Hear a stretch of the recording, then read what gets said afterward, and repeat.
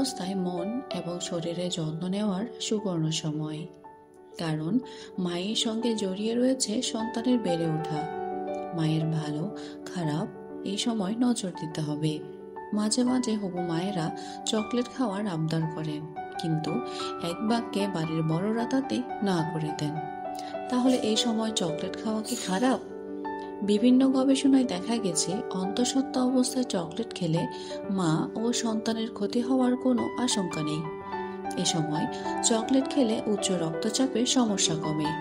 শুধু তাই নয়, এ অবস্থায় চকলেট খেলে আরো অনেক সুফল মিলতে পারে। তবে মিল্ক চকলেট নয়, সুস্বাস্থ্য পেতে ভরসা রাখতে হবে ডার্ক চকলেটে।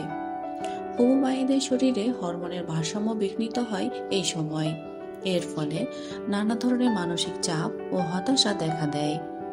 চকলেট এই মানসিক চাপ কমাতে অনেকটাই সাহায্য করে। বিশেষ করে ডার্ক চকলেট এক্ষেত্রে বেশ উপকারী।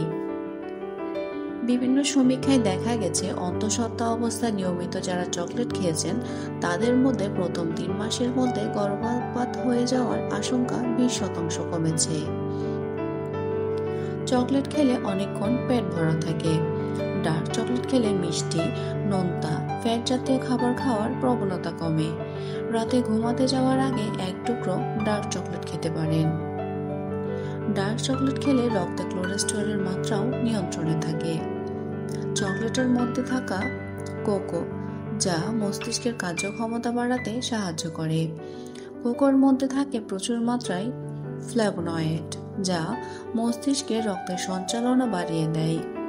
বিজ্ঞানীদের মতে দীর্ঘদিন স্মৃতিশক্তি অটুট রাখতে ডার্ক চকলেট দারুণ উপকারী। গর্ভাবস্থায় মায়েরা চকলেট খেলে ভালোভাবে ভ্রূণের বিকাশ ঘটে।